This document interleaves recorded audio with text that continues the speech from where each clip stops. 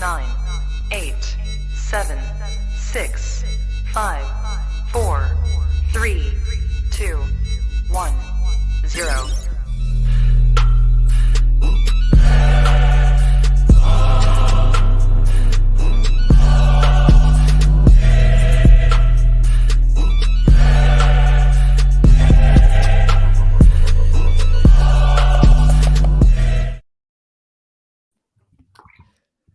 Yes, people. What is good? What is good? Big up everyone in the chat, everyone waiting, everyone who's joining, everyone who's watching afterwards. Big up your damn self. Make sure you smash that like button on the way in. Subscribe if you're new, and also make sure you subscribe to the boys.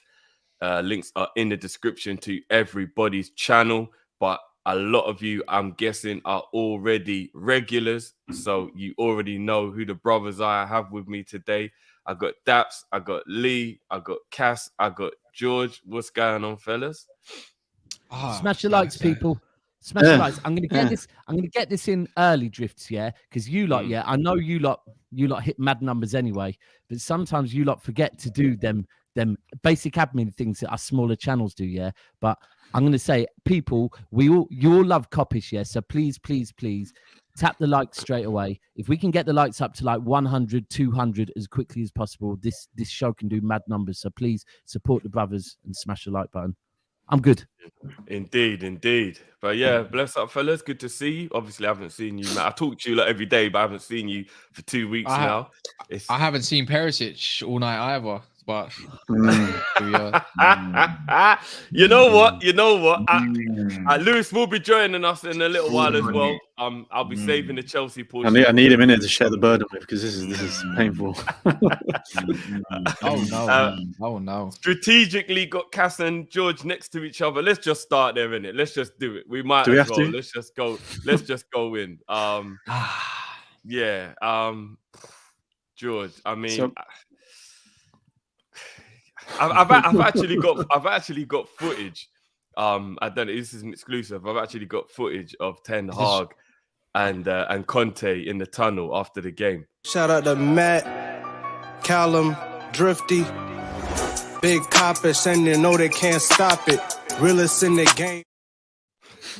Oh damn! What did I just witness? I wasn't looking, but hold on. What was that audio? That's the Kopish anthem, bro. That's the Kopish anthem. Jeez. Yeah, let's talk about that a bit. I mean, who wants to? You know what, Cass? You did. He's the happy one. Let him start. I think you deserve to go first, bro. George, what was your prediction on the preview show the other day? I got one of the goals right. What was the goal? Don't know what you're talking about. Don't know. Oh yeah. What was the prediction? Okay. What was my prediction, by the way? And I got shit for this. I've been getting shit all week. Again, why am I so confident? He's bringing out chest again. What was the prediction, George? Please, because should we go get? Should I run? Daps, I've got the clip, but it's not uploaded here. Damn, never mind. Upload it. Upload it. Actually, I don't remember. Upload it. Then we'll hit him with the copyright. Do it. Yeah. I've got your goals right. Unfortunately, mine was running on Windows 98. So you know. Well, you mean Perisic because he's that old, like 30. He's like what 50 old? What 58? All right, he got cooked once. Yeah, he read him all the previous times. Did he just say once? Did he just say did you see him violated? He got absolutely violated. He got put on his ass, bro. Like, and then not only that, your Rolls Royce defender decides to get nutmegged by Fred. Yeah, if you want to go there, Harry Kane nutmeg Casemiro. Wilma. No, because Fred created. Well, actually, he could. It's just. Did I just hear a Flintstone reference?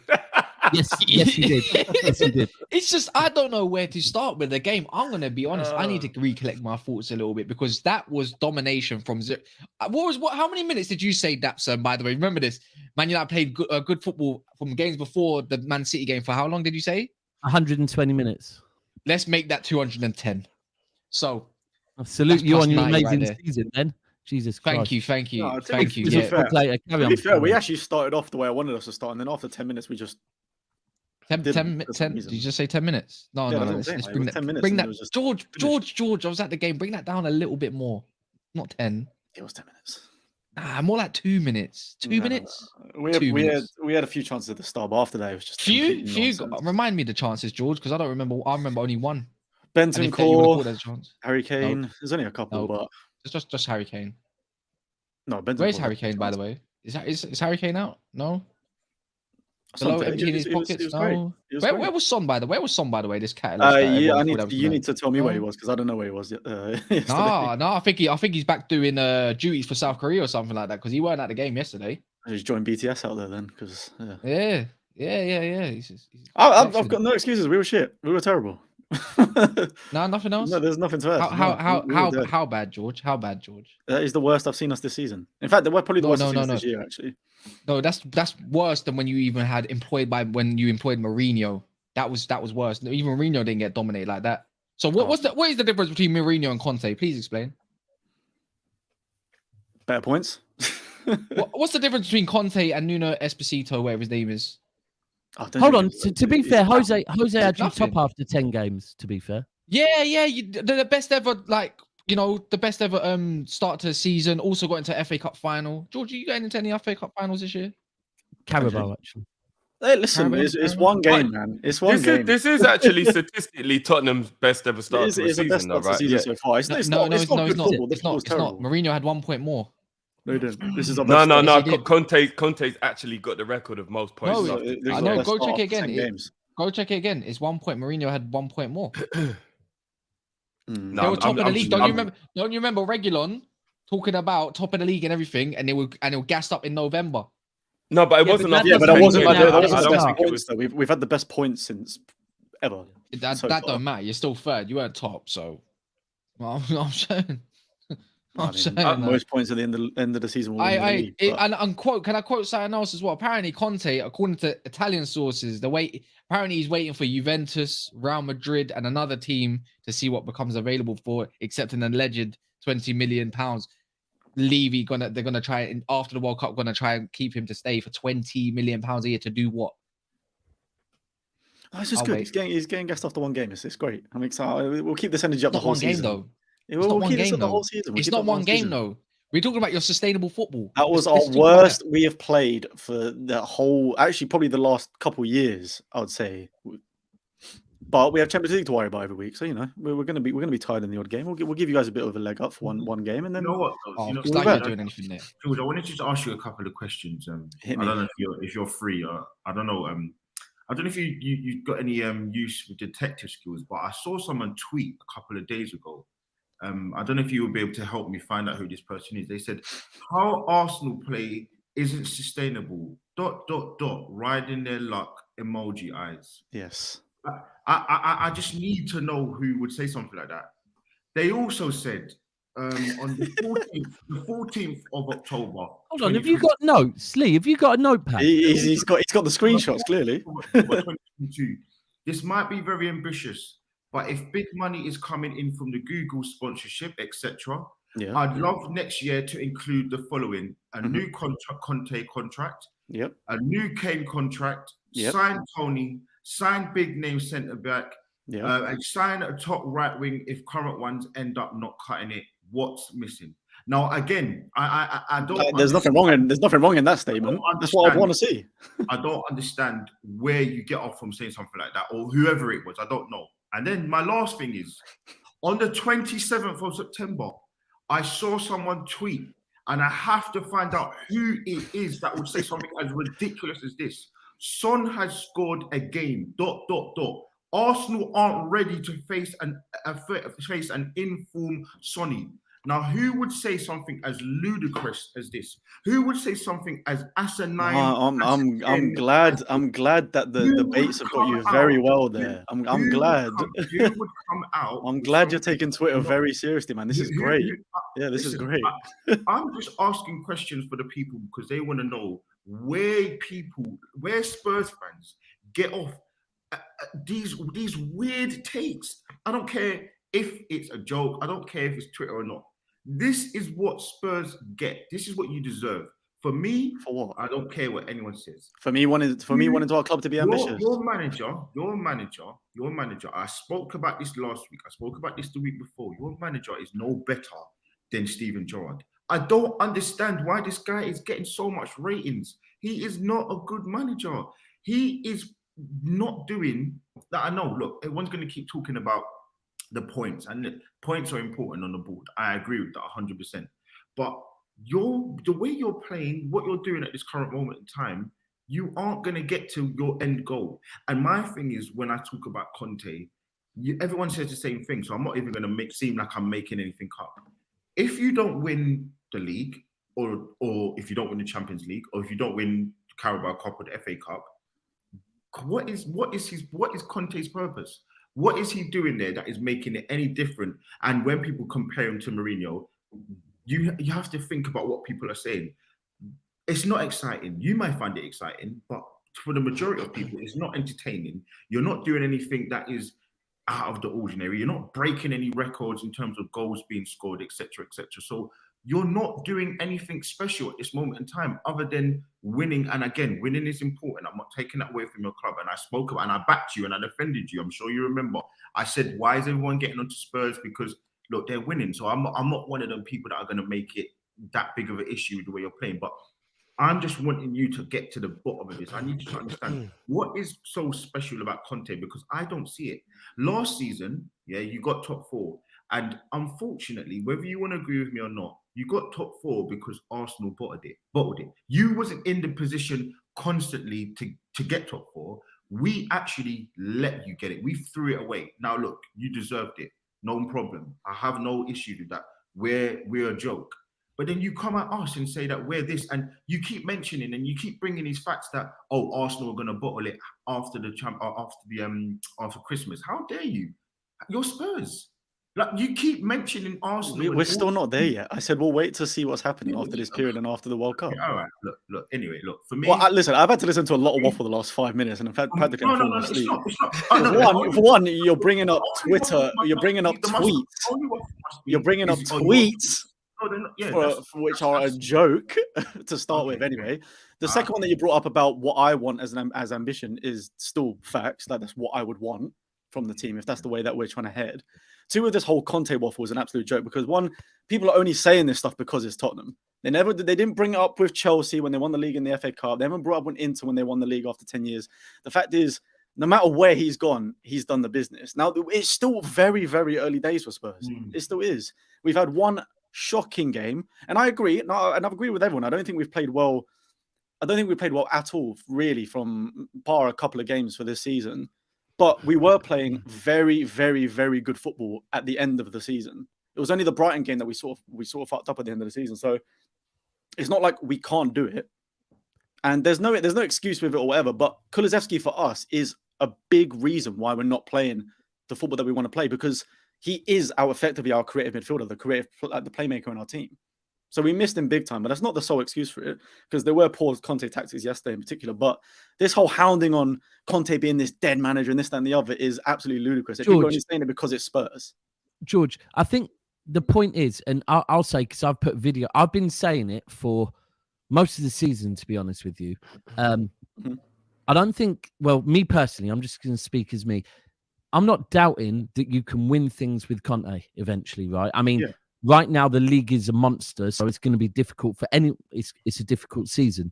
But I think the point is that the one thing I respected is when you had Jose and he was playing boring football, Tottenham fans were like, I don't care if we might win a trophy. The fact is, he got sacked when you were about to. Well, when you could have. Yeah, but that was very political. None of the fact. I think the majority of us didn't want him sacked in that very moment. Yeah, that to be sacked earlier. No, of course not. That was the board. That was. He deserved that final to win or something, and then wasn't given it. I don't think it's people necessarily doubting that playing pragmatic football might win you something. It's the case that you could have stuck with Jose playing pragmatic football and won something, but it's like you've gone and brought in a very similar manager that plays. And again, when you speak with Chelsea, I'll be open about Chelsea. The one thing with who they've got now is that maybe their style of football will change, because they're known for playing boring football. And I don't think Tottenham fans want that. So I don't, like me personally, I'm not doubting Conte's resume. It's just, I don't get it. It seems like deja vu.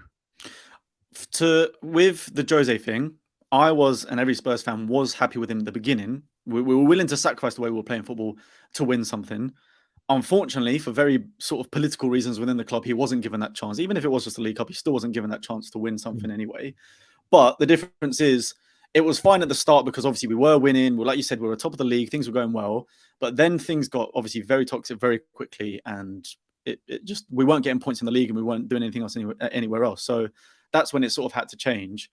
The problem is it's perspective of where the clubs are at. We don't have the luxury of being a Man U or Liverpool, whatever, that have won loads of trophies in the past. Like, we've had 7 years of playing incredible football under Pochettino, and it still didn't get us a trophy. So, given that we have everything else regarding the stadium, the training ground, whatever it may be, some of the players, the only thing that is left for us to do now is to win the silverware and get over the line. And at that moment in time, with the clubs and whatever, with who was available, Conte was by far the best manager available to be in that position. No other manager will get us there, because otherwise we're going to sit with pretty football again. Sit with pretty football again and then not win anything again. So as long as the results are coming, which they have done for the most part, because that's what we missed under Pochettino. We were playing amazing football, but would either draw too many games or we threw so many games on the Poch as well that we couldn't get over the line. Whereas what we've seen over the last year of Conte is that he's turned this team a little bit more resilient, because obviously the points have come at the start of the season. Unfortunately, the football's not there compared to the end of last season, which we sort of need to find that again. But at the end of the day, like, we're just in a position now where we have to try and win silverware.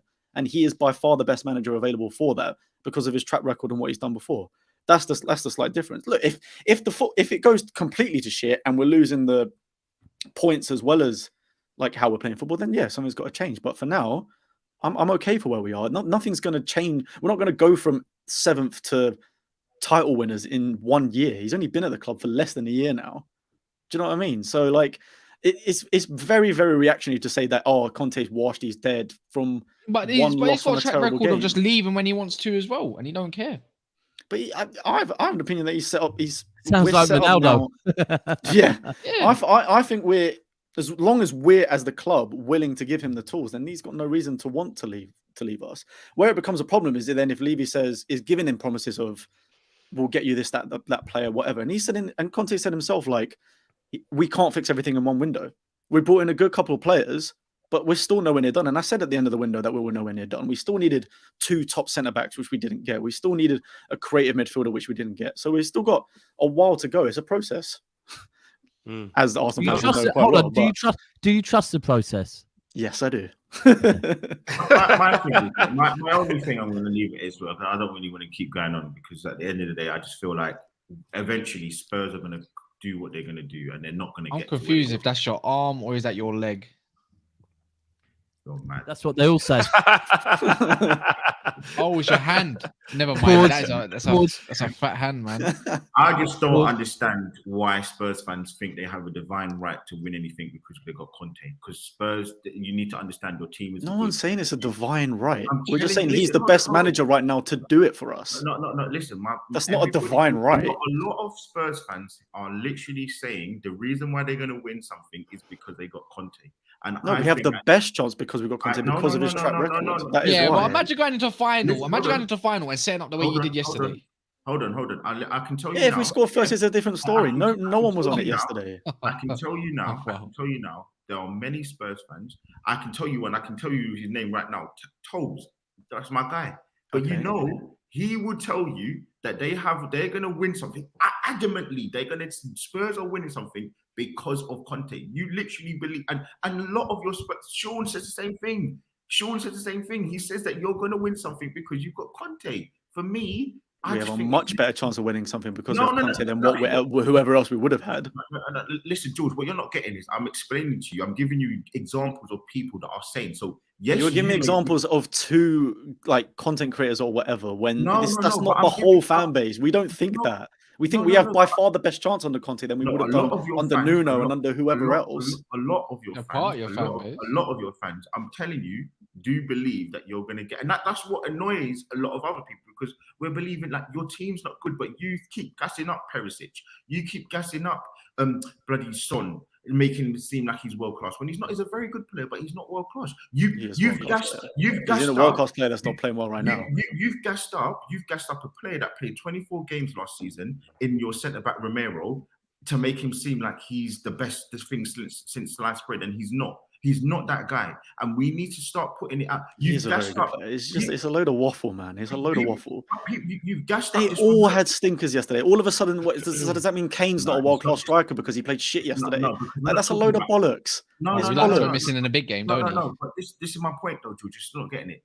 You're not getting the point that yesterday was a microcosm of a lot of other big performances or other performances where they've not played well and they've been toe-ragged in the game. You've been manhandled in the game. You've been put into a position where your players aren't actually at the level that you believe they are. Toe-ragged. No, that's what I'm thinking.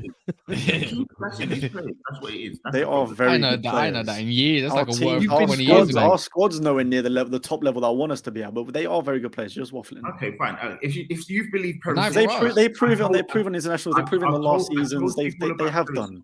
I told you about Perisic. I told people about Perisic. I told people about Son. I told people about Perisic has had very good games for us this season. I told people about what's his name? He's got the most assists in our team. Your Viking. I told you. Doesn't matter. Your team, George. You're not getting it, man. Look, hold on. You're coming at my players when the players have. What about Son? I'm curious about the Son. Son has been poor this year, and I admit it. No. But Lee said he told people about Son. What did you actually tell them about him? I've said he's a very good player. He's not world class. Son is not a world. The problem that you got with Son is he's a very, very streaky player. So you see, the prime example this season, he doesn't score. He scores 3 games in one goal. Then it looks like he's got his stats become inflated. But if you extrapolate that throughout the season that he's played so far, he's been horrible. He's been a 2 out of 10 for the season. But what will happen is he's played, 9 games. He's got 3 goals. It looks a lot better.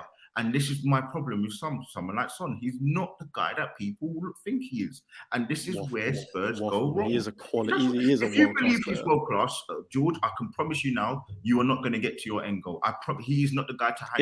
Is Salah a world class player or not? You know what's mad? Is Salah a world class player or not? Do not die on that. Is Salah a world class player? You know. Because all of a sudden, because he's been dead in 2022, does that make him not a world class player anymore? That is a political question, with Lee, to be fair, isn't it? Anyway, I'm not saying We're gonna move on from the top. I'm sure we'll have a few more things. Where's the credit for Man United? They weren't that shit. Man United were actually that good as well at the same time. You were quality. Yeah. I said you were quality. Where's the praise for our players? Where's the praise for our players? It's not Bruno Fernandes ran the whole game. He was unbelievable. See, this is how you know you lot are shit. When you're letting Bruno do that, that's how you know you're dead. You're letting Bruno run your game. He's never done that before. Excellent though. He was excellent. He was excellent. But so was Fred. Does anyone want to give Man U their flowers? Does anybody actually want to give Man U their flowers? I never actually watched the game. I said after the game they were good. They were good. Bruno was good. Shaw was good. Rashford was putting himself. I feel for Rashford. You know what? He should have buried that chance. He needs to start rasping the ball, and actually start placing it. Like there's something called finesse, like he just needs Was it our preview where they said that he just hits it? It doesn't actually. He doesn't, and he proved that again. Perfect height for keepers. Perfect height for goalkeepers. To be fair, Lloris had a very good game, though. To be honest. Yeah, there was like one little stinky moment where he dropped the ball for no reason, but the rest of it, he stopped it from being 5 or 6. To be honest with you. And United beat Lloris. Nah, you know what? I think the main credit probably again goes to Ten Hag for me. That he's just showing that he's a good manager in it. He has a style of football. He has a philosophy. I like his handling of Ronaldo as well. To be honest with you, sensational. Even in the interview after the game, when he got asked about it, he just laughed it off and said, "Look, tonight's about the team. I'll deal with that." You could tell instantly. Yeah, Ronaldo's fucked, right? But can I speak Ronaldo? Yeah. I'm sorry, that is shocking, right? Your team is about to win a big game. You're the most senior player in the team, I believe, Cass. Yeah, he's the most senior team. He should be on that pitch celebrating with them. For him to walk off, that is if anyone had any doubt about him being self-centered, that's confirmed it, because that was all about make this about me. It was just shit. I'm sorry, absolutely dog shit. Did anyone see a statement? It's the reason I've never liked Ronaldo. It's always been the reason I've never liked him. You put an apology. It's a waffle statement, bruv. It's bullshit. There's no apology. About we are Man United when I just walked down the tunnel yesterday in the middle. Yeah, I'm hearing he wants to buy out his own contract. Tried to make it about him. Release him. Yeah, I think I suggest in January there's going to be a mutual termination, like an Yeah, I think Aubameyang thing. I think so. I think it's best for both parties. Just get the fuck out, man. But Problem you're is, still no a one wants legend, him. mate. That's why I didn't go in the He's- summer. It's still a legend, and that's that. And there's nothing more to it. Like I'll still love you after you're gone. You know, it didn't work out when you came back. Fair enough, on your trot, mate. But that puts you down the list of the better legends for me. Like, because you just can't, you just don't do that, man. You can't be his disrespectful, age. bro. You can't be like, Yeah. all right. He That's may it. have done what he's done in his career, which is arguably be the best goal scorer of all time and be one of the greatest players of all time. I don't think anybody would ever really doubt that.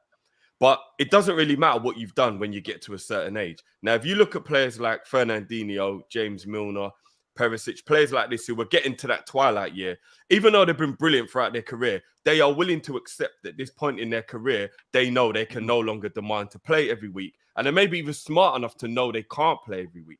And I don't really like the fact that he's kind of like, oh, it's still about me. I'm not going to think. And he's just not even willing to take one step out of his own like ego and go, I'm 37 years old in the Premier League for one of the biggest clubs in the world. I can't demand I play week in, week out. Do you know what I mean? Like he's got no self-awareness. I think that's what it's my also issue that is he should like, as a guy that has been round, done everything, yeah, he should know right now this is more about building up.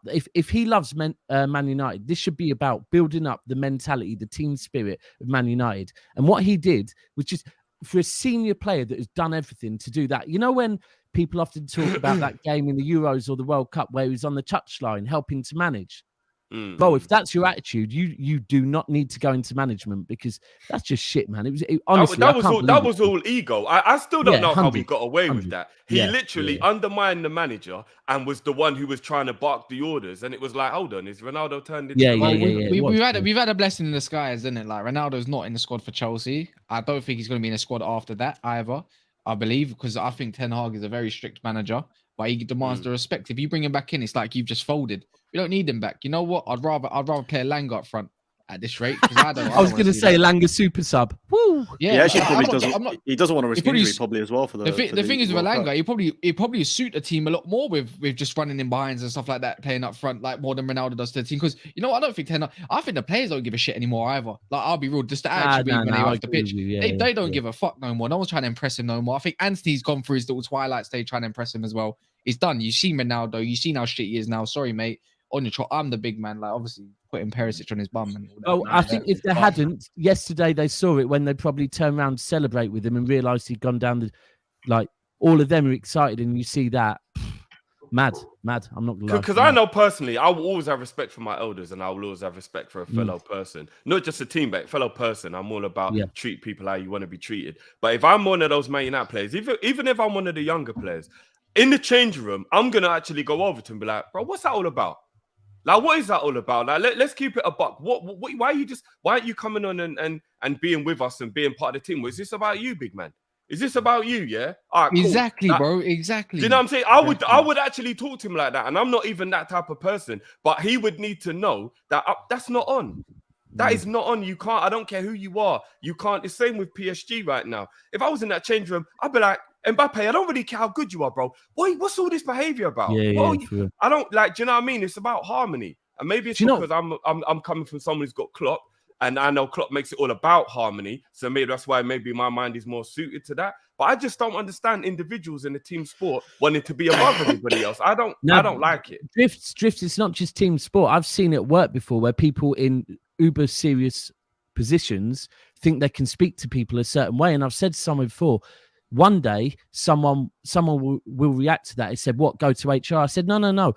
One day, someone won't care about their job that much, yeah, and we'll just wait outside for him, because you can't, like, as a human being, have some fucking respect, like you said, not even on elders, on other human beings, bro. It's just shit. Messi's. I'm changing it now. Ronaldo's not my for that. With that alone, Ronaldo's not my GOAT no more. Messi's. Is it Gerrard? Is it Gerrard now? Nah, Messi's my GOAT. No, he's not my GOAT anymore. No, I said that. I said Messi's number one. I can't have someone disrespect the club like that. I honestly, I looked at that yesterday when I walked in. I was like, "Where's he going? Like, is it at the end of the game?" I looked at it. I was like, "Wait, is that 88th minute? What the fuck are you doing?" Like, and he's leaving. Wanker, man. Yeah. That's my GOAT right here as well, and then just walked and then left. Yeah, it's just. Well, the video, by the way. let's not give Ronaldo any more airtime. Just before we move on to the next subject, I just want to give everyone a quick little trailer for the viewers review show for the West Ham game that is out now. The link is in the description, and I'm also gonna drop the link to that video in the chat now. So make sure you go and show love for the people who've sent in their videos. This is just a quick sample of what to expect from that video, guys. Hey, Team Kop-Ish. This is my viewers review for Liverpool 1, West Ham 0. And as you can see, the sheets are still clean. When you have Alisson in goal, you don't have to ever worry about laundry. But for this review, I actually wanted to put my hair in a man bun, but it's not really my thing. In honor of our goal scorer and assister, we got our own man bun gang, cooking up at Liverpool now, and I just love to see it. Keep up the great work on your channel. You guys are my absolute favorite content to go to when it comes to Liverpool, and big up. Still got a long season ahead, and let's hope for more clean sheets. Big up, man, like Fred there, becoming a bit of a legend in the viewers review. So make sure you go and check that out, people. And quickly before we move on as well, first super chat of the show, big up yourself. Ibby says, I'm a gooner. I love them lot losing, obviously talking about Tottenham. But surely this Conte talk is early. He's third. Would Tottenham fans care how they play if they win 6 or 7 out of every 10 games? Obviously, that one's for you, George. I guess I could answer that for you, but go on, bro. Yeah, no, it's definitely too early. We're in a better position than we have been before. And if you compare the fixtures to last year, we've still done better than them. So, way too early. Yeah, I agree. I fully agree, 100%. Moving on, let's move on to the other disappointing result of the midweek. After a brilliant... Yeah, no, that's what I'm talking about. Because they got the win against Aston Villa. But I mean, everybody's getting that at the moment. But Brentford away, bro. You messed up my accumulator, Lewis. I am very angry. I am very, very angry. Chelsea messed up my accumulator, bro. So what happened, man? And how you feeling so far with the way things are going under Potter? Oh, you're muted, by the way. You're on mute, bro. I think you're on mute. Can't be. There you go. Right. Brentford, I kind of expected it to be the game where we drop points because with the amount of rotation that we have to do, we got United 2 days afterwards in a key Champions League game. I thought we'd play a weekend 11, and we did, so I'm not really too vexed at Potter for the lineup or anything. I don't get why Pulisic didn't start because I thought if you're rotating, that would be the perfect option. He hasn't started the last 2 games, but other than that, Kepa saved us again. Second game in a row where we go out without a loss because of him, and he's been in brilliant form the last few games. But other than that, it's just been a bit mid, really. We've been struggling in transition, really struggling. Our midfield's been getting carved apart. Defensively, looking a little bit leaky. Going forward, it only seems to get worse. But maybe it'll look better for the United game. That's just me trying to be optimistic, but it really wasn't a good game. But I anticipated us drawing anyway. What are your last 2 results? We beat Villa 2-0, but that was off 2 individual errors. We didn't deserve to win that game. You know you're hard the to 0-0 please. draw against Brentford. Hey, that run is low-key been fugazi. I just haven't really spoken about it too much because I've liked the fact that we've been winning games. But we faced an AC Milan side that's been injury-prone as hell. Wolves side without a manager. We weren't good against Palace and scraped a win. We weren't good against Villa. We scraped a win. And we barely even deserved the draw coming out the Brentford game. It's just been nice to have a run of wins, but we're still a bit mid. Bro, we just lost to Liverpool. If you're your team's won the league 4 years out of 5. You ain't got that much for a reason to be pissed. But you've got a new manager. You've won God, you're hard to please, bro. I am very hard to please. He's too used to the oil money, man. Level, so I ain't gonna be pleased. I'll be honest, I know it sounds. I feel like I'm always defending Chelsea, but I really don't think you've got a lot to worry about. I really, really like your manager, man. I think, unlike with the likes of Spurs, I think you are going in the right direction. I think it's going to take a bit of time. I do, but I do like the manager. I like the way that you're set up. Your defense is a bit shaky. But look, man, you do need to give him a bit of time. And it's not the manager though. Like I've got nothing against Potter. No. I'm just saying. I think you played a lot better. I think you're in the right track. Like I'm not. No, you have. From what I've seen, I don't know. Maybe you know your team better than most. Like we were good against AC Milan, but again, injury prone as hell. I thought you didn't have a manager. I thought you were decent against Palace. I thought you were decent against Palace as well. I thought we were 2 packs of arse. We got saved off a wonder goal from Aubameyang and Gallagher. Let's be real about it. We weren't. Look, for me, I'm a little bit more wary of Chelsea, and I listen. I'm going to keep going back to it. I said the day that you lost Tuchel and you got your new manager in, I was worried about Chelsea. I've got a little thing for Potter, man. I think he's going to do some really, really good things for your club. And look, I know I agree. I agree. You're not too infused by them right this moment. Yeah. So that's not. That's for you to kind of be the judge and jury on that. But for me, look, I think that you're doing a lot better. You've got Aubameyang scoring goals now. Kissing his Arsenal tattoo when he scores. So look, well done, man. You're doing good. I got a question for Lewis, because a lot of people looked at me sideways, and I can't remember if you were part of the conversation or not, Lewis. But I was really getting battered in the comments because I said Kepa's a better goalkeeper than Mendy, and I just believed the Mendy thing was a little bit of a hype. And I think a lot of people forgot Kepa's first season for Chelsea was actually good. It was the second season when he just really went arse. I don't know what happened to him. And I'm not just saying it on the... Oh, well, you know, emotions then. Emotions are running high in his personal life. Who knows? I stand by it, and I've always stood by it. And that's not me saying that Mendy's not a good goalie. I just truly believed it was a bit too much like of a pylon with Kepa.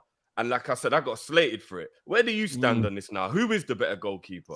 See, I totally understand you getting piled on for that. It's only because when Kepa was bad, like he was top 5 worst goalkeepers in Pre-L history, statistically bad.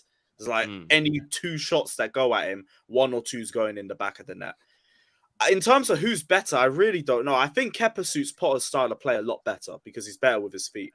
And I think that's going to do him a lot of favour now, because I remember hearing with Brighton, they had Matt Ryan, who was poor playing out of his feet. They immediately brought in Robert Sanchez, mainly for the reason that he could play the ball out from the back. Quality goalkeeper as well, but that's the main reason why they brought him in. So right now, I think Kepa's more likely to thrive, but I can't say anything about Mendy because Mendy hit a peak that Kepa hasn't reached. Like goalkeeper of the year, number 2 Lev Yashin award, all of that. So I can't say Mendy's done out either, because I've even seen Mendy be good playing out the back. First 3-4 months under Tuchel, he was amazing at. I just don't know where that's disappeared. But I do think Kepa's been given a bit of an unfair rep over the last few years. But it was only because of that car crash 1920 season. Like statistically, he was that bad that his stock just fell off a cliff. But he's rebuilding it now. I actually feel confident in him because he's genuinely saved us the last 2 games. It should have been 2 L's. Can we remember that Kepa also cost £72 million? Oh, yeah. Once you talk about the price tag, it's still an L anyway. I just need a competent goalkeeper. I hear that. Totally hear that. It was because of that. It was because it was a late signing in the window. Yeah, Courtois went AWOL on us, but we were trying to get Alisson and they gave us the same fee and we told them to F off. So here's what it is. Spent the same amount on Kepa. We moved. Alisson wanted to come Liverpool, bro, and it was a good decision. We were fifth. I wouldn't have blamed him. Just quickly on that before we move on to the next topic. Let's not get into a big debate. I'm just curious. I'll start with George and I'll work my way around. Do you think it's fair that a player is judged on how much he cost? Yes or no, George? Yeah, it has to, right?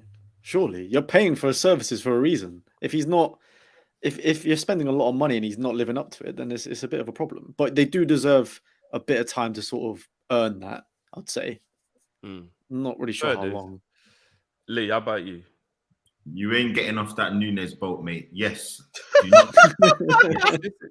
I mean, this is the wrong time to come for Nunes. So you pick your moments wisely, bro. This got nothing to do with Nunes. Well, the misheader that bounced over the keeper. Not really, but okay. I won't speak about overpriced players. Yeah. Same my debate. Daps, how about you? Do you think it's fair?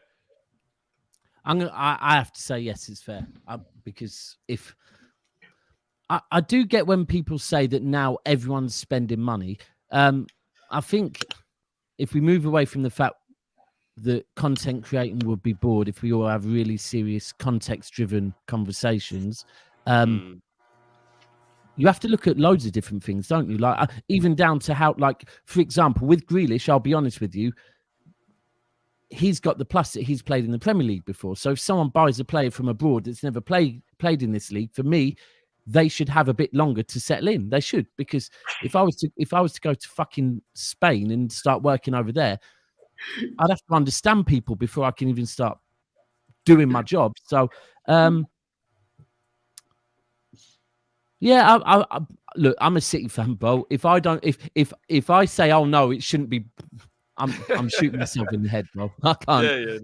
That's fair. That's fair. Lewis, did you say you want to be left out of this one? Yeah. Oh, I'll still say yes, though. By the way, like your price tag, it all depends on how much you spend. But once you start spending over the 50, 60 million mark on a player, you should be expecting consistent results from them. Maybe not in the first season, but eventually they're going to have to live up to that price tag and they have to live up to it consistently. And if they don't, it's just going to be a stick to beat them with. Like we could say, it all depends on just how the player performs at the time. But if you spend that much, like you're expecting a certain level of consistency and ability. And if you can't deliver that, then you're a flop. Simple as. Fair dues. Cass, just finishing up. Do you think it's fair? Yeah, of course it is. We paid 70 million for Sancho. I'm going to be demanding to see something this season, and we'll judge him at the end of the season. So see how he picks up in January, see if his form picks up. It's fair. Pepe got that treatment. Nunes is getting that treatment. Jack Grealish is getting that treatment. You know, do you get what I mean? It comes with the territory. Like, you have to live up to the price tag. Otherwise, it's a waste of money. Like, you're not going to put 70 million pounds as a slap on the bench. But if you said 60, 55, 50 million pounds in this day and age, yeah, you can probably hold bench nowadays if you're trying to build a good squad. But when you're coming with 70 and above, it's like, yeah, bro, you have to hold that one. We need to see what you're going to be doing. Are you going to trophies have to be coming, or performances have to come at the very least, the very minimum, the minimum. Yeah, no. I just thought, because we've all got players apart from maybe George who are like in that 70 mil bracket. Maybe Richarlison's sort of in there, but I mean, 50 mil is kind of like Cass just said. That's not really a lot of money in this world. It's 50, but with add-ons. 60 million. We've never used add-ons before this year, so we're not going to start now. It's 50 mil. All right. Well, let's obviously with Man City and Arsenal not playing, there's no games for them to actually obviously review. But we will be moving on to some previews for the upcoming weekend. Now, let me just get hold of the fixtures for this week, which are, I'm not going to touch on the Liverpool Nottingham Forest because we've actually got a preview coming for that. And I don't necessarily think that game needs to be spoken about right now. We've got Man City are hosting Brighton. We've obviously got the big one between Chelsea and Man United.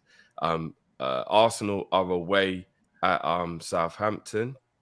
And where?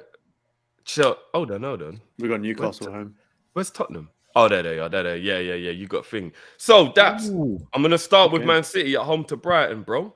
Obviously, a much better team. Brighton have been playing pretty poorly. No, their results are pretty poor. They haven't scored in a couple of hours or something, have they? Yeah, but they're actually playing well, which is they're playing it must be really frustrating for their manager that they're playing really well. They're just not getting results and they're not really getting anything. So how you feeling going into this one, obviously coming off the back of the Liverpool defeat? Yeah, still hurting a little bit, not going to lie. We have to bounce back. I see what you did there. I see what you did there. Don't worry, I've still got the one. Still got the one saved to you. Don't worry.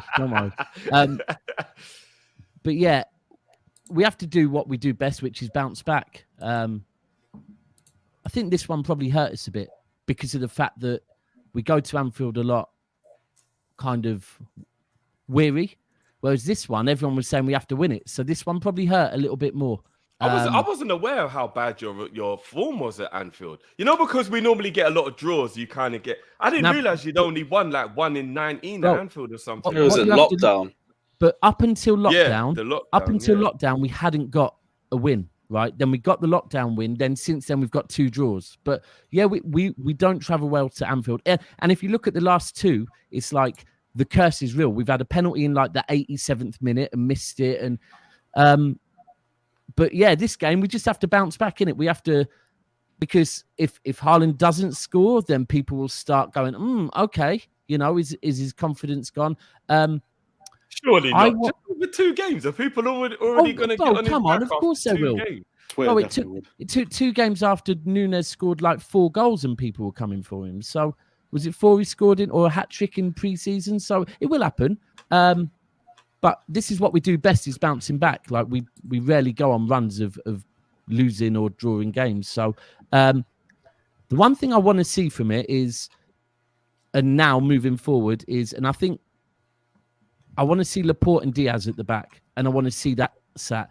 City fans have got this thing that Akanji, and let me be clear, I'm not saying Akanji is a bad player, but Akanji's come in and everyone's like, Akanji's our best centre-back. It's like, no, you're forgetting what Laporte has done last season, and we keep changing it about, which is good for the end of the season to know who can play with each other. But now I want to see that natural left-footed Laporte, right-footed Diaz next to each other. What's happened to the love for Laporte? Because at one point, Laporte was arguably the best defender in the league. What's happened to that? So last season he was our best defender, but after, I think he got injured against Real Madrid. And then for the rest of the season, which was only about 4 or 5 games, he was playing with injection.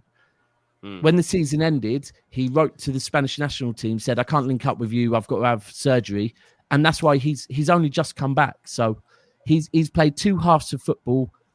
We haven't conceded in either. He's our most experienced natural left-footed centre-back. For me, he should come in now. Yeah, and look, it should be run-of-the-mill, right? It's Brighton. You said the same, to be fair, but we saw what happened. But I'm confident we get the win. I'm going up there. I'd be scared if I'm Brighton. I'm scared, bro. I will not want to feel what I'm telling you now. Yeah, you're right. A pissed off Haaland, a pissed off Pep is not where you want to be, man. And Brighton can't score a goal to save their life right now. Pep did the usual thing of 2 days off as well, which is when we do get time, it's like not extra training or nothing. He said 2 days, go wherever you want. So they've had their time off with their family, whatever. So yeah, we will see. I'm confident. I'm very confident. Then we've got Dortmund. A win at Dortmund will put us will put us through as top of our table, and we move on. We move on. Anybody want to touch on Brighton City if they think that? Of course he does. I can see him chomping. I just wanted to ask one question, Dax. I'm not saying Grealish is a flop, but how do you feel? Well, he didn't play against Liverpool, so that would be a no. I'm not talking about that. I don't care about that. I just wanted to know how you feel about Grealish and Alisson having the same amount of assists. I honestly couldn't give a shit, bro. Like, that's mental. So we bought Grealish based on a really good season at Villa. No one spoke about his GA. That's not what he's in the City side for. So I really couldn't give a shit, bro. If as an attacking player, costing I couldn't give a shit, bro. Honestly, couldn't give a shit. What about Cancelo? I mean, that's like me saying something like, yeah, that's. I couldn't give a shit, bro. You're not bothered. No. That's not what he's in the side for. I'm really couldn't give a shit. Honestly, you do clearly, but I couldn't give a shit. No, I'm just asking you. You're the Man City fan. No.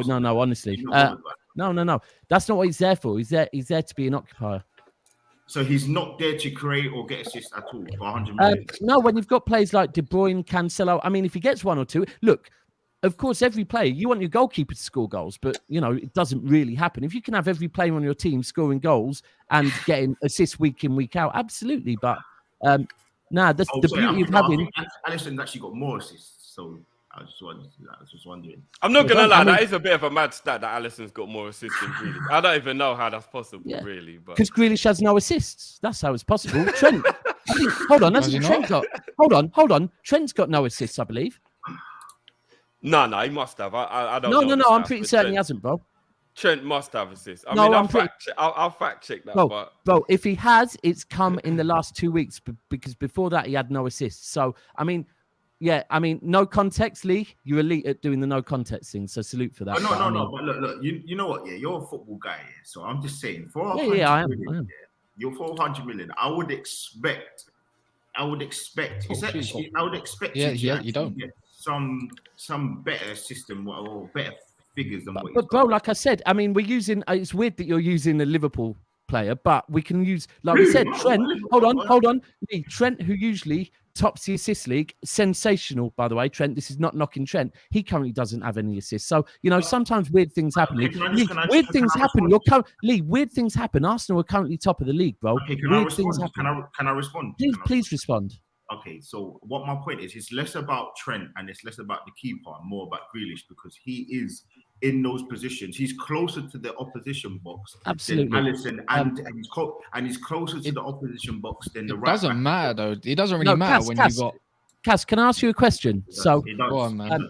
I know you would have watched the game in depth. I'm just going to use one game as a benchmark.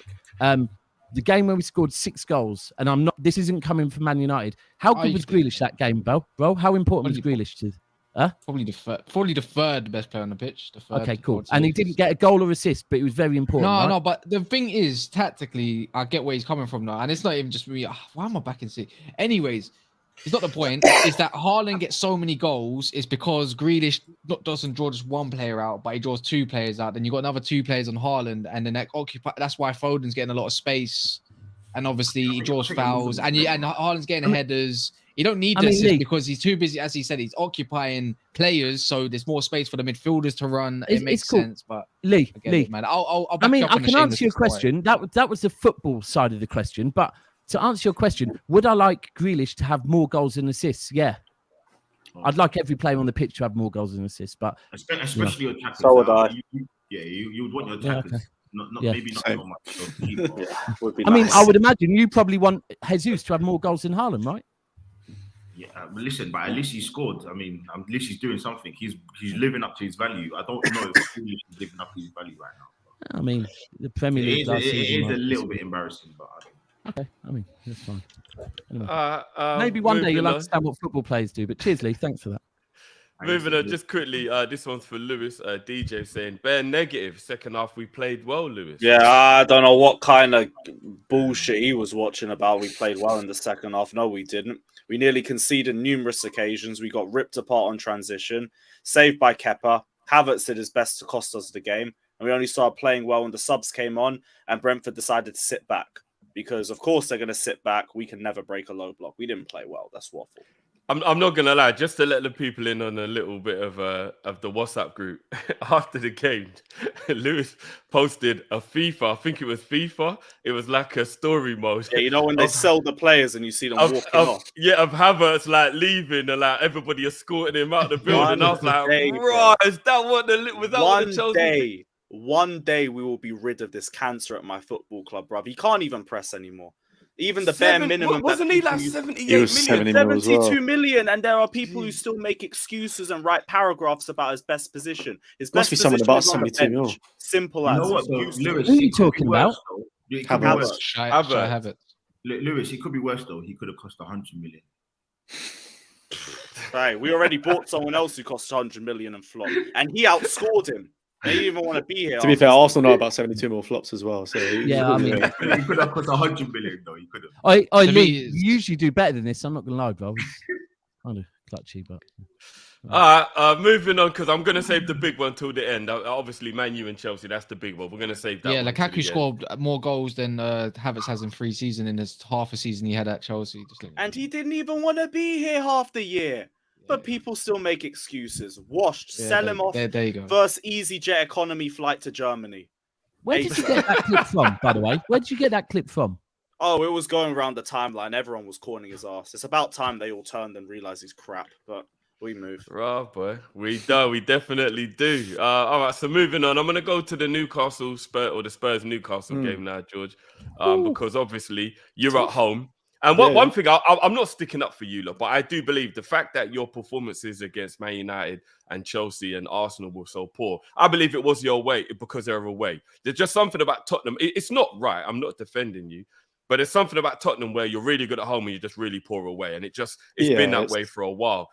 So we'll see if the reverse fixtures make any difference. But this one's at home, obviously. Yeah. Newcastle are informed. They're a very good team. How are you feeling about this one, bro?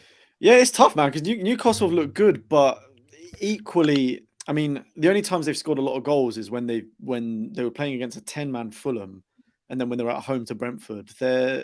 I think they've lost all their other away games or drawn the other away games, and they've probably only scored like a maximum of 1 goal in all the other ones as well. So, as much as they've been quite good defensively this season so far, they're not scoring too many goals, and our record at home has been great so far. So, I think are you talking about Newcastle? Yeah.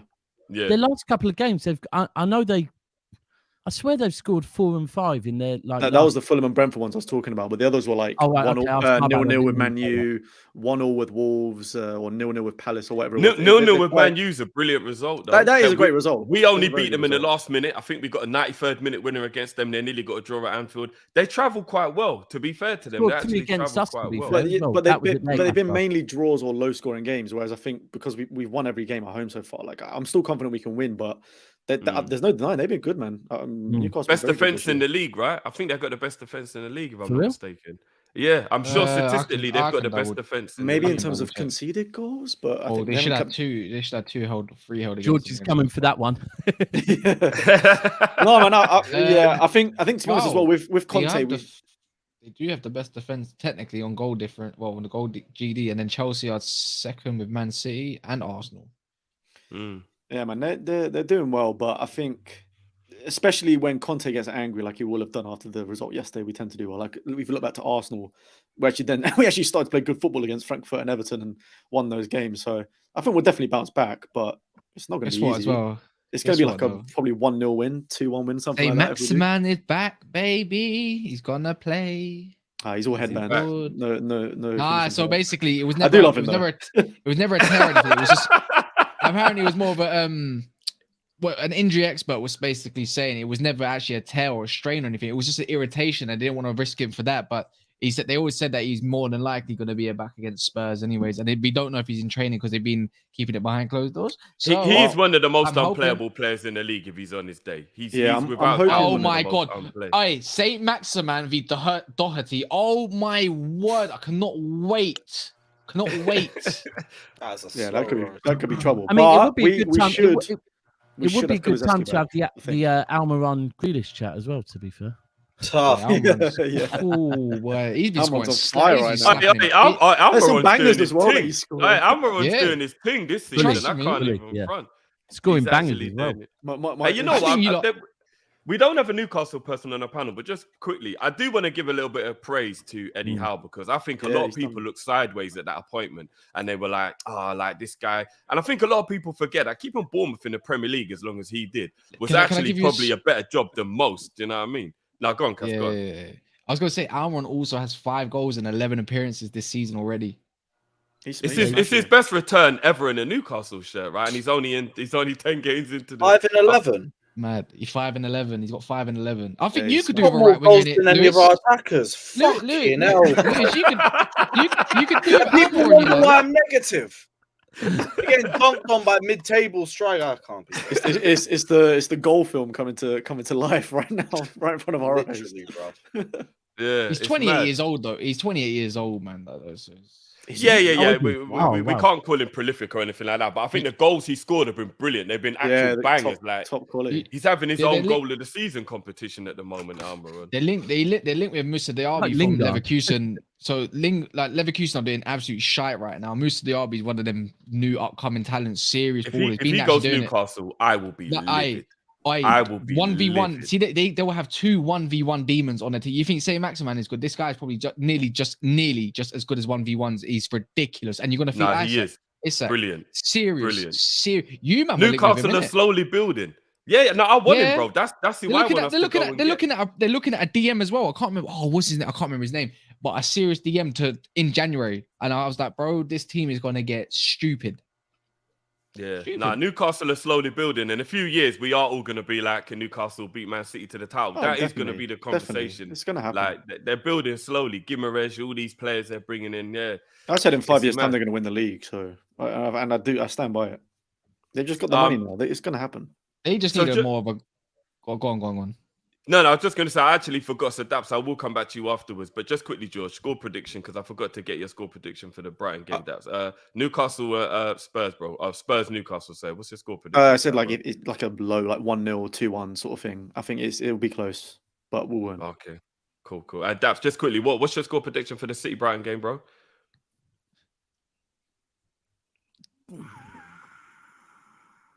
2-0 City. Is that it? Dudes. Yeah, that's it. 2-0 City. Lee, away at Southampton, who got a good result midweek for them. Not playing too well, but obviously it was a good result for them. How you feeling about this one, bro? Obviously you've played today, so a lot of your players might be a bit more fatigued and stuff. You got the win. Well played. Obviously beating PSV is a good result. Tops the group for you lot. How you feeling about going into this one, having a week off in the Premier League? I mean, look, I spoke about it all last week, saying that it was going to be a difficult game against Leeds. I was worried. I thought that that was going to be the hardest game out of the Liverpool and Spurs games that were prior, and it probably turned out to be because we were extremely lucky. First half, we were shaky. Is probably the word I would use. I don't think we had a great performance, but look, I mean, not to say that we are going to do it, but that is what title performances are like. That is what happens in a title winning season. Again, I am not by any stretch of the imagination saying at this moment in time that we are going to win it, but if we did, by some absolute miracle, you would look back at this game, and I'm sure in every single title winning team, you go back to games. I mean, the most obvious one was Man City last season with the Everton one. Not to say that they didn't deserve to win the game, not to say that at all, but just going back to the most obvious time. We probably didn't. We probably didn't, to be fair. No, But yeah. I thought you were okay, but it was just because that incident happened in the game. Yeah. No, you're spot on. You're spot on. And I'm sure, again, Liverpool, you can go back to certain times where you were a little bit off. To be fair, that season you won it, you were pretty much just outstanding throughout the whole season until you did eventually win it. But yeah, look, like for me, I'm feeling all right. I'm feeling good. We did actually have to bring on Partey and Odegaard today. And who else? Who else as well? You had to bring on Nelson, Martinelli came on as well, bro. Yeah. Martinelli as well, yeah. Saka, I think Saka's gonna not play next game. Like, I think he'll be on the bench, but because that calf injury is no joke. They should have taken him off. I watched him specifically when he held his calf. He had to pull down his sock. He was hobbling around. He had a chance that a Saka would definitely bury. That he's got a calf injury now as well. I don't think he'll play against Southampton. Listen, Saka's been incredible for us this season. He's got 9 goals and assists, I think, this season. And most of them, I think 9 goals and assists are from either winning or winning the game or from a comeback. So yeah, like he's doing some really, really good stuff. Of course, we all know Saka needs to rest, but the obvious option that we've got in reserve is Marquinhos, and I don't know whether or not he's ready to start a Premier League game yet. And that's where probably I can say I'm envious of someone like Spurs, because they can bring in Eric Charlison. Yes, they spent 60 million and he scored no Premier League goals, but listen, we're not going to talk about that one too much. 2 Champions League goals though, something you haven't seen this year. Yeah, but you ain't going to do shit. Just throw that one in there. Yeah, but like, top of the table, man, we're buzzing. He's but that is an adequate replacement to bring in someone like Johnson that we don't have. So hopefully we can address that in just January. What Arteta has said as well is that he kind of didn't bring him off because top players need to get used to playing 70 games in the season, every 2 to 3 games. This guy's Pep in the making at this rate. If we don't do that, if we don't do that, then it kind of is a failure for the player. That's what he said. So that's mad though. Based on if you're injured, but you know what? I'm not going to say he's wrong. We're only going off hearsay. You don't know if he's injured. He's not injured. No, bro. He looked. As Cass said, I watched him limping around, bro. He did look hurt. But he looked hurt, but he's not hurt. He's not injured. But what I was going to say is that's mad. Half injuries are no joke. Remember last season, there was a bit of a thing at one point where I think Saka was playing loads and he was talking about, I think Arteta came out about like protecting players from playing too much. I'm not saying it's the wrong thing from him, but it's a bit mad that he's now doing that when... I'm agreeing with all of you. I think that we need to rotate a little bit more and he shouldn't be sort of abused in the way that he is doing. But look, I'm just going off the point that he's not injured. Like people keep saying that he's injured. He looks injured. You're saying he looks injured, but he's not injured. He's going to play the next game. Can I make a mad prediction? Arsenal drop points this weekend. It could happen. I think you drop points this weekend because I looked at it against Leeds and I looked at it against PSV today. You look a little bit leggy, man. Just a little bit more leggy. And it's going to start creeping in. Yeah, but Southampton have been one of the worst teams in the league this season. I know, I get that, but Southampton are a pressing team, and I think that might play and they beat us. Well, I'm not gonna lie, Southampton. Well, you might say Southampton are pressing, but they pick who they press because at the Etihad they didn't press us. Yeah. And I think what you have to start. It'd be hard to press Arsenal as well. Arsenal are an extremely technical team. Like, I know people don't want to give us the credit, but we are a very, very good team at this moment in time. And what we're going to do is keep the ball. If you keep the ball, you keep possession. You don't have to run around as much, and that's what I think the game plan will be. I think Lee, you're spot Vieira on with as well, Lee, for right wing. You can play Vieira there. Yeah. Again, he came on today. He started today at Pionist. And look, shout out to the likes of who was it that I was thinking about? Some Arsenal creator or content creator. He kind of said that he's not been too impressed with Fabio Vieira. And at first, I was a little bit like, are you doing it for clicks? But you know what? I've seen him, and you know what it is, right? When you come in and you've got the name Vieira, Fabio Vieira, you've got that Portuguese, that Spanish name, whatever it is, you kind of expect them to be a certain level. And I don't know whether or not he's living up to that 40 minute. Look, it's extremely early, but I'm just saying from what I've seen, I don't think he's obviously crap, of course not. But I'm just like I maybe expected a little bit more. But look, I'm not on his back at all. Like I think he's going to turn out to hopefully be a good player for us. Look, for me, I'm gonna go for a 2-0 win. I think you're right. I'm agreeing with Kaz, to be fair. I do think we look a bit leggy, but yeah, you're right. I think a 2-0 win, a tough 2-0 win. I just don't know. I just don't see Southampton having enough quality, man. They're just just quickly, bro. I mean, I think Arsenal will win as well, but in Southampton's last couple of games, they got a draw with West Ham at home, which I think is a good result. They got an away win against Bournemouth, which is actually a pretty good result because Bournemouth aren't exactly playing poorly at home. Do you know what I mean? So they're coming into the game with kind of good form. For a club of their level, innit? Like, if you think about it, for a club of their level, and the game before that, they got beat by Man City. Everybody gets beat by Man City. So they're not exactly playing badly. So it could be a tricky game for Arsenal. Yeah, but they got hammered by us, so that's one thing. What I will say is, if we don't play well, we've always got VAR to bail us out as well. So we're all right, man. Oh yeah, Arsenal. Yeah, 100%. So you're going 2-0. Same season you won it. It was VAR. It was no. It actually wasn't. But anyway, so you're going 2-1. Yeah. Wait, hold on. Am I lying? George, Kaz, Lewis was in 18-19 season when Liverpool won the league. Wasn't it Liverpool? They kept getting decisions. Yeah, bro. When I tell you now, there's about 6 guys that weren't penalties. About 6 we counted. I think 6. I don't remember. Actually, one in my head. It keeps doing the rounds recently.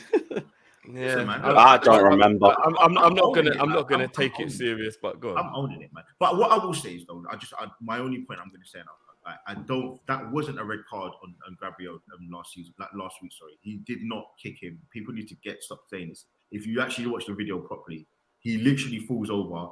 His leg accidentally grazes him.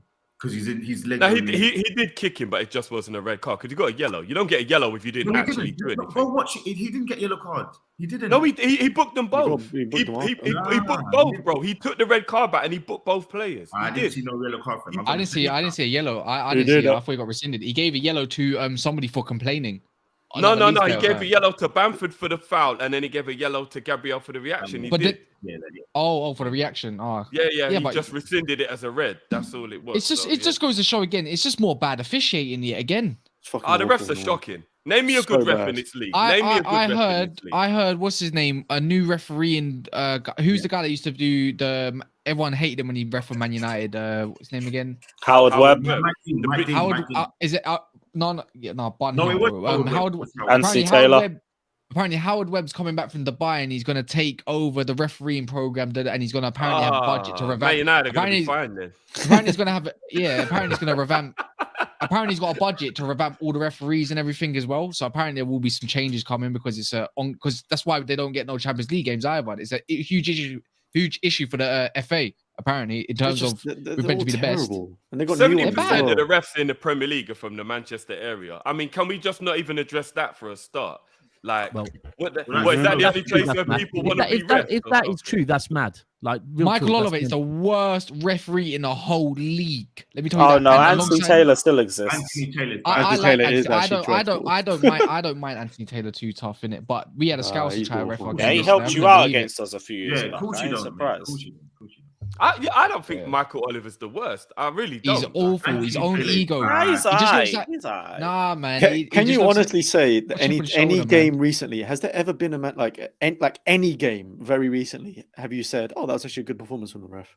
No, I don't think I've seen a single one. No, because when they play well, you don't notice them. Yeah, I'm going to say one right now. No one's going to probably agree with me. I think the way that game last week between Liverpool and Man City was ref, I thought that was very good. I thought it was a very good, shocking. Yeah, but the only thing is though, if you're gonna ref like that, you got to ref like that for all the games. Yeah, not just like this is Lee, No. But you're asking me. Lee, I think for that one game, I'm going to say he refereed it well. No, you know what? I agree with you. I think the biggest issue is, and this is why, like, I've been having a few debates with City fans that are trying to call out the maddest things from last week, and I'm just like, honestly, like, firstly, I'm not even gonna entertain them because the game's over, so I don't even know why you're doing it. Yeah. Secondly, you're like slowing down the game. You're turning it around, and you're putting a still, but we can't see the ball hit the arm. You're just looking at a still photo, going, "Well, it must have hit the arm." All them type of things. For me, referees are so inconsistent that what I'd say to everyone is, look, if you don't get a decision, like, all of our clubs spend that much money, our players should be good enough that if they don't get a decision, they go again, right? It's not ideal, but referees are shit. We can't accept that referees are going to get it right. Like, it's all down to what they think. Like, even with what was the one? The Thiago Silva one. No, the Thiago one. Just slipped. Does everyone agree? He slipped into him. He slipped fully, right? But another referee could have easily done. That was definitely not 100% was not a red. Like, it was a yellow because he slipped, yeah, and it was a bit wild. But he actually made sure he kept both his feet on the floor, right? But a different referee would see that and go red card, and it's in the summer they brought in new rules, and the new rules made it even grayer. Like, it's just 5 tackles since the Emerson one that have all been exactly the same and they've not been given a red card. Yeah, it's no. the inconsistencies that joke. Do you know what? There's been 2 ludicrous decisions this season. I think the first one was the Thiago Silva one in Chelsea. I don't know how that was. Yeah. Oh, the handball. Oh, my goodness. I don't understand, I think it was Cancelo who literally clotheslined Mo Salah in the 80th minute, and I'm like, bro, stop the game. The fucking linesman is right there, and you literally just... I know, it's Bernardo. How is a man literally dragging a man by his neck, putting him on the floor? We got a picture of it on our thumbnail. But then after that as well, to be honest, the way Bernardo was acting as well, like, he was lucky he didn't get sent off. Like, 100% to do that. And then I don't know how many of you lot watch women's football, but anytime I watch women's football, I think the refereeing's on point. Maybe they should bring some of the female refs into the men's game. Remember one of the female refs? She was one of the best ones because men can't talk shit to them when I say to women. Yeah, like, I've seen Aguero. But yeah. But they all with rugby. But the thing is, does anyone ever, like, I've watched rugby before, and I will say one thing, that people say rugby players are respectful, and it's true, but if you think that game has a lot more contact, right, that game could get wild, right? But the way that the referees speak to the players, because they're all mic'd up, is so respectful. Like, I saw this one incident where the rugby player has gone over to the ref, like, and the ref's gone, the ref's literally gone, he's gone, calm down, I totally understand why you're frustrated, let me explain my reasoning and then make a decision of how you want to react. Explained it, and the player just goes, yeah, all right, cool. Because it was the way they spoke to each other. There was no one had an ego or nothing. It was like, let me explain it, and then I'll listen to you. And it just worked perfectly. And it's just shit. The rest of them everyone here is old enough to remember what the referees were like back in the day. Before back in the day, you would hear a referee on a TV, standard definition. They will shout like, good shot. Even players that had a shot, oh, that was a good shot, mate. Unlucky. Like, they would actually have a conversation with a player. Man. Like, some even celebrate with players. Yeah, but the whole point is that the referees and the players used to actually have a talk and everything, go around the pitch and have a laugh, and, like, don't get me wrong. And nowadays it's like they're so secluded away from the ref that everyone they just don't want to have nothing going on whatsoever. And the money, bro. The money involved. The respect is gone. The respect is 100% gone. The rugby refs, we need them in our game. Yeah, I agree. I think our refs just need accountability. Either mic them up, so at least the fans know what they're saying. So maybe we can reason to see what's wrong, or at least have it being said out loud. So if they are wrong, then we can tell them that they're wrong for this reason. You know what I mean? Like, there's no accountability right now. There's been a lot of footballers that have come out and said even throughout a game, referees will blank them. They won't explain the decision. They tell them to shut up and stuff like that. And that's the reason why, like, I think a lot of players find it hard to respect the refs as well, because they don't give anything back as well. Like, there's been a lot. I remember Nasri for Arsenal, when he was there, he said that a lot of the referees would tell him to shut up and just go on, carry on. I'm not explaining myself. I don't need to explain myself. Yeah. Bro, and let's be real. Or there be attention seekers like Mike Dean. Yeah. Try to make it about themselves. Issue. And Michael Not Oliver. to turn it political, that's the whole issue we had during lockdown, when people like, you're just going in lockdown. Please, I don't want no one to tell me something without at least explaining it, so I know, okay, cool. And the way refs are, just like, they'll say something and just walk off like, I don't need to answer to you. The FA needs to tell them, no, you do need to answer to them. Or someone did just say, it's to the captain. And the captain then says, everyone go away and let me understand. But it's what it is. If they might cut the refs, they wouldn't say, if they might cut the refs, honestly, it would change the whole dynamic, because they know they can't say anything that they want to. Yep. Yeah. No, and to be fair, one of the things I hate the most, just before we move on to the Chelsea Man U game, I hate the fact that if a player shows any passion, he's booked. I'm not saying that kicking the ball away should be allowed, but it's the most minor, in my opinion, like, kind of like ill discipline. Or like when a player like bounces a ball on the ground and he's like, I can't believe you've given that as a foul. How is that a booking? Like, seriously, I hate that. Yeah. What are we doing in the? You know what I mean? It's when they make a mistake and they want to look like as this. well. Why can't you take your top off? Like, seriously, celebrate a goal. It's mental. But the ball bouncing, it's one of them ones like where ultimately the person has almost shown control, because he probably wanted to throw the ball at the ref, but he's just gone thrown it. He's managed to channel his. No, but he's channeled his aggression in a way that no one can get hurt. Right? He's thrown the ball down. The ball's going to bounce up, come down, grab it. It's mental. I saw it the other day in a game and just instantly got booked. It's like, nah, he was frustrated. It's taking passion out of the game, isn't it?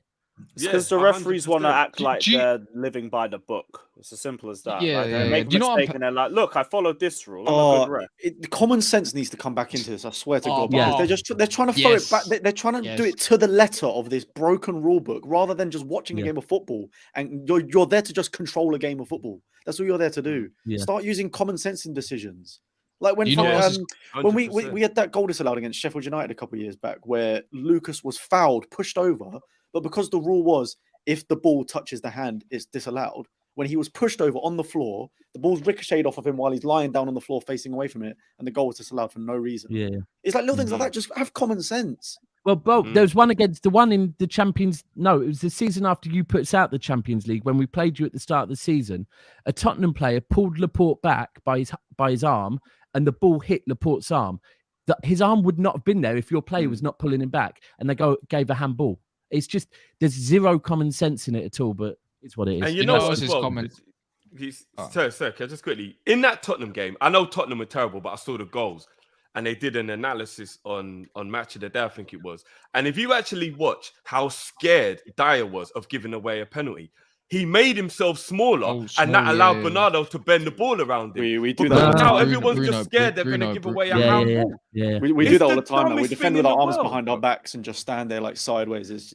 I dare anybody now, all 800 of you in the chat, any of you, go outside now and run down the road as fast as you can with your hands behind your back and see how far you kill yourself by falling on your face. No, seriously, it's madness. You look like something from I tell you, couldn't do it. Raheem Sterling definitely couldn't do it. I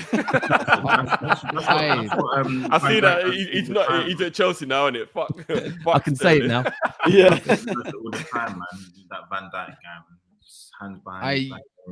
You know what else is more common? What's common sense? That's not Van Dijk, by the way. It's a clone, bro. It's a clone. Common sense is like in the video when there's over 800 man in here and there's only 331 likes. Like people. But let me put this, George. It's a simple question. Your content creator. For people that don't know why we want likes, why is it that we want likes as content creators? Just for the guys in the comments to understand. Listen, we need the engagement. We want this to be pushed out. We want more people to come to future Prem Panel shows. So you guys need to like, you need to comment as much as you can. And there'll hopefully be more of you back for the next one. That's what we want to see. Exactly. There you go, come on, guys. Make sure you smash that like button, man. You heard it here. So let's get on to the big one. Frauds. You're all frauds, just like Spurs. Let's get on to the big one. Now I'm gonna let Lewis go first because Chelsea are the home team. I think we can already tell that Lewis might be a little bit unenthusiastic about this one. He's are you there, Lewis, bro? He's gone for a piss, probably. Lewis. Convenient. You know what? All right, Casa, let's start with you, bro, and we'll wait for him to come back. I would have let him go first because he's the home team. I mean, you're coming off the back of it. And, fair play to Man United, actually. Like, I don't want to give credit, but I'll give credit because I'm a real guy. You've beaten Tottenham, you've beaten Liverpool, and you've beaten Arsenal. So regardless of what anybody wants to say about Man United or how well they're doing, the big games, you've done what you weren't doing last season. You were piss poor last season in every big game that I can remember, other than Tottenham. I think Tottenham was the only game that you won last season, I think, when Ronaldo got that hat-trick. So obviously, you're already doing well as it is. So obviously another big opponent. How you feeling about this one, bro? Not confident. Last 4 games against Chelsea is 0-0 draws. Tuchel ball and Ollie ball, whatever you want to call it, was dire. But it's a bit different. You've got 2 managers that want to play expansive football. They want to play good football at the same time. But then that comes with tactics v tactics, and it will become, for me, a tactical game. So and that I think it's going to be maybe a bit more pragmatic potentially. Oh yes, sir. My bad. I forgot about that one. I'm surprised that didn't throw in the little shade. I forgot about that one. My bad. 4. It's calm. It's calm, man. No. They won 3 at home. 3 at home. On away, they're not so. Yeah, it's the fact that it's Stamford Bridge, but Chelsea hasn't beat us. Not like West London either. Brentford. Chelsea ain't beat us in 5 seasons. It's something good to go towards, but it doesn't mean that can't change. Raheem Sterling's never scored against Manchester United. Aubameyang hardly scores against Manchester United. They got no right-hand side whatsoever. Jorginho, I think, is going to be their weak point. Hasn't really been playing really well. I'd be hounding him down. The only man I think that could control their game potentially, not Mount, is Kovacic, who I think is going to probably have a blinder. And that's the man who I think can run the whole game. And we were meant to rest him, but he got forced on after 15 minutes. So, again, there's you could say there's some positives going into this. Kukureya's off form. Chilwell, where is he? Chilwell's on the bench. He's fit. Yeah, that's how I think that he usually plays well against Man United. And that doesn't mean I'm going to come here with chest like I usually do against certain teams. But I just think this has just got 0-0 written all over it. And I think it's just going to be a dog shit game. I'll be honest. I don't know where we're going to get. I think there could be a Kepa mistake in it, or there could be a De Gea mistake in it. Maybe. And there's not much else to really say, except that I feel like Man United might do. No, I think we do have the upper hand more than Chelsea do, because I'm not exactly afraid of Chelsea's attack. But I'm more afraid that the defense can keep a clean sheet at Stamford Bridge more than, and that means they already for me have that advantage because they got the home advantage. That's for me personally, anyways. I don't know about you, Lewis. I feel like both sides are going to be cautiously optimistic going into this because you guys have been good. Like Ten Hag's already been doing a good job with you guys, but I'm not too sure about your depth because, like, your bench. Look, correct me if I'm wrong. Is that half the youth team in there, or what? There's a lot of names I haven't really seen. Malacia, Lindelof, Martial's back for Chelsea, so there you go. Oh, is he? Ah, fair enough. Who else? I thought Ronaldo would have been starting before everything today. No, but will he start? Will he start though, Cass? No. Who? Martial? No chance. Yeah. No chance. So he'll be on the bench, and if he does come off the bench, he'll probably be for like 20 minutes, half an hour, if that. So he can kind of say what the front three is going to look like. And the fact that you also play 3-5-2, I feel like we can probably place the same tactics we did against Tottenham. Depends. I feel like we could play any formation. Because the thing is, it's because if you had Reece James, we couldn't play the way we did against Tottenham. But if you do play the 3-5-2 or whatever you do, 3-4-3, that gives us an extra space in the midfield. On top of that, no Reece James means that we can do exactly what we did against Doherty and Azpilicueta or Ruben Loftus-Cheek, who's not used to there. But it's a smaller pitch. That's the only difference. It's you got to move the ball quick at the bridge. Otherwise, you're going to find yourself in a shit game. So it's the same shit, just different here. As my man. To be fair, Potter even thingy, bro. Potter changes his formation a lot before and during games. Yeah. So it could be a bit different, but I see what you mean. Yeah, he's very. I can see goals in this one. I don't think it'll be goalless, but I can't tell who'd win. It could genuinely go either way. And Potter's already got one over us from Brighton. Do you get what I mean? So he probably knows how he wants to play, but it's a different there's different personnel and the team has grown on. That's the difference. But the problem is Chelsea don't actually have the playing style, and it's going to sound weird, but I don't think they have the tactical setup at this moment in time to do what Brighton did against Man United. And my other thing is, Brighton are a smaller team, obviously, no disrespect, so they can play a certain way and get result. Whereas I don't think Chelsea's home fans will accept the way that maybe Brighton played to get that result. But look, I'm agreeing with everyone else says. Sorry.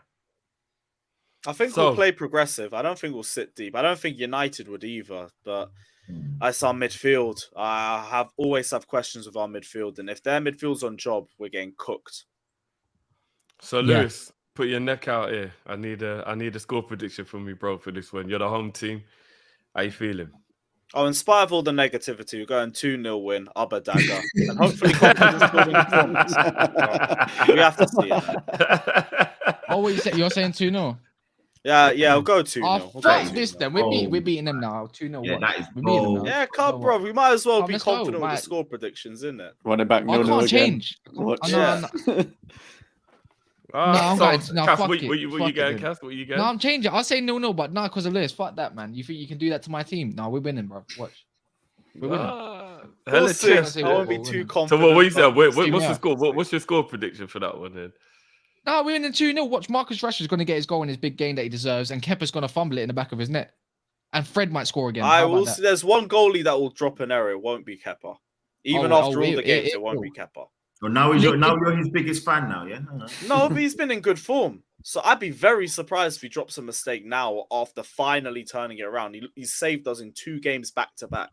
So I'd be very surprised if he fucks up now. How many years has he got left on his contract?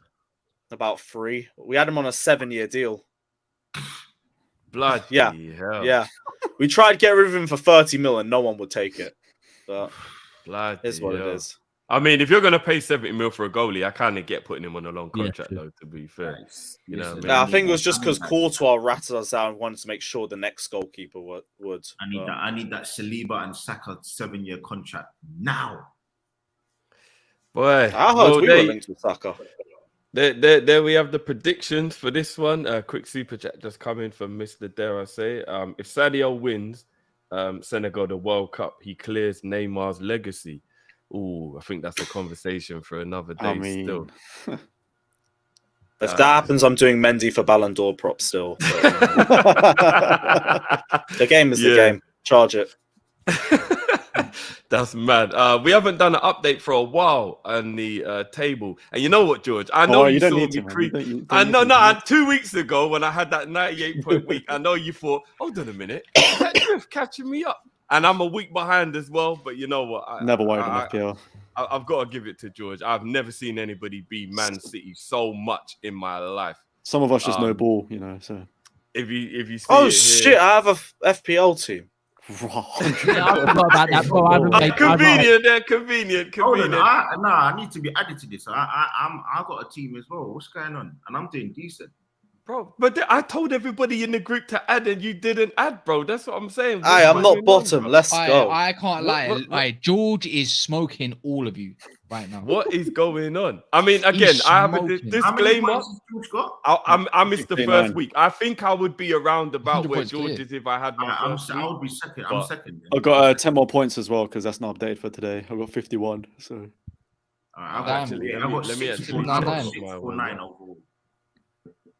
By the way, I can never play. I got 50. What did you get? What did you get today, George? 51. Unlucky. Suck it. He's still getting. Even if it's by 1 point, you're still getting away from it. But you know, well played. That's in second place as well. Though. How do you not play this? I do not want Salah scoring. I don't want you, man, scoring, and you like, oh please let Salah score. Please let. I can't do it for myself. No. I don't do that. We don't celebrate. We just. I haven't made a change since week 2. I'm not gonna lie. I forgot I had one. I don't even believe that. I don't even believe that. I always forget every year. I forget. I've just given up now. Now I've seen it. I actually have a legit. I might start doing it. I've got to tell you something though. I got to tell you, I put Darwin in my team, you know. But that doesn't even make any sense. You have no shame, bro. You have no shame. You know what? I'll put him in my team, bro. I'm not gonna lie, bro. Lee. Peter, make me come out I rain. Peter, come out I rain. You know, see that get bad. Peter, we have a blood clot, Peter, you're nearly dead. Yeah, bro. Fuck yeah, no, this guy doesn't make him as well. Oh my I don't, and he captained him. Vice captain. Not an ounce of shame. I don't mind. Oh man, you know what? I rate the honesty, but that is just shamelessly. That's why look. Everyone needs to now get off my back. I've got your boy Darwin, all you Liverpool fans, so you can get off my back now. You can stop cussing me out every week. That's why you got so much energy against him, because he ain't getting you points. No, I literally just transferred him in like a week ago. A week? Alright, cool. No, to be fair, he is a Liverpool fan, so it makes sense. Yeah. Isn't it? You know, Lee acting like the bitter X, isn't it? That's really what Lee's doing. He's the bitter X, man. And I had to leave with something, man. So I took the PlayStation. I took it back, man. I took it back. No, this way it's like you took the TV. Like you ain't watching no telly, right? Would you? Like, hold on a minute. Again, I want to shout him out because I know people keep getting onto me. Listen, you know what? He's warming to me. You know, I don't know why. Who? Nunes? Nunes is warming. Because you feel sorry for Hold on a minute. What is going on here? Am I in the twilight zone? I don't think he's a good player technically, but you know what? I like that he's a bastard, bro. I just like it. I like the fact that he's got a great shot on him. And shithouse tax and movement. And brother sounds like Havertz. You know me, I don't lie, man. I keep it real. I don't think he's a great player, but I like Angry Carroll is a piece of shit, man. He's quick, boy. He's quick. I was going to say, how has Darwin Núñez become the quickest ever player? I never realised he was that rapid, boy. Yeah, no, I like no, he is quick, man. I think it's one of the reasons why we wanted to get him, because he is quick, and we wanted to inject some more pace into just another Timo Werner, man. It's no difference. No, but here's the wickedest thing. I told everybody Timo's not as bad as Chelsea made him look. He's gone back to thingy, and now all of a sudden he's banging in goals again. Oh, no, he was. I just feel like Núñez. We just need to give like the guy time. He's 22. Just literally, just time, Bob. He's 22. He's come to the Premier League, and ultimately he's being judged on the fact that Haaland arrived at the same time in his price tag. That's where he's come from another country. He's 22. Let's give him a bit of time for me. But I mean, that would make our jobs boring as content creators. So that's what I'm saying. People don't like context, and the fact that Haaland is just absolutely banging in the goals for fun. So like the comparison is even more. Well, if Haaland can get 15 goals, why can't he? Oh, he's crap, rare. But we'll see at the end of the season, and it'll be very interesting. My agenda is still going to run. Don't you worry. But I'm just rightly so. It's the rivalry. We get it. When he sees that 3 points at the weekend, he's gonna. Hold on a minute. Is this true? Was he clocked? Yeah, he's got the record. He beat Walker. He beat Walker yesterday. Holy shit! I didn't even know that. That's what I'm saying. I didn't realise he was that quick. Right, I knew he was quick. I didn't know he was. So with Thierry Henry and all these guys, he's clocked the quickest tap. Right, I did not know that. Why you got to mention him for? Why can't you mention Mo Salah? Why you got to do that? Why we got to mention Mo Salah? What, were you going to get on Mo Salah? Thierry Henry and all of them men in there. Because I would have thought Henry would be quicker than Salah. Personally, would anybody else disagree with that? I would have thought Henry would be quicker than Salah. No? I know Salah's quick, but I would have thought Thierry was just a bit quicker. That's all. You could have said Aubameyang. And Aubameyang, you're right. There are quite. I mean, Kyle Walker probably is the most surprising. It was Kyle Walker that had the record, and Darwin's just taken it off him. Right. Yeah, Walcott's a good one. Walcott was actually rapid. He should have ran and represented Great Britain. That's all he was good at, is sprinting. I don't know why he didn't just go into athletics and represent us. Adam Gemini, bro. But yeah, so there you have it, people. Hope you enjoyed the show. Big up to you, man. As always, it's been a brilliant show. I thoroughly enjoyed it. Guys, the link is in the description to everybody's channel. Please make sure you go and show your love and support the people and do all that good stuff. And as I said before, I put the link in the chat. I'm going to do it again. Go and show your love for everybody who has done their viewers review. That is out now. Go and check out the viewers review show about yesterday's victory against West Ham. We finally got a back-to-back victory again, only for the second time. So go and show your love.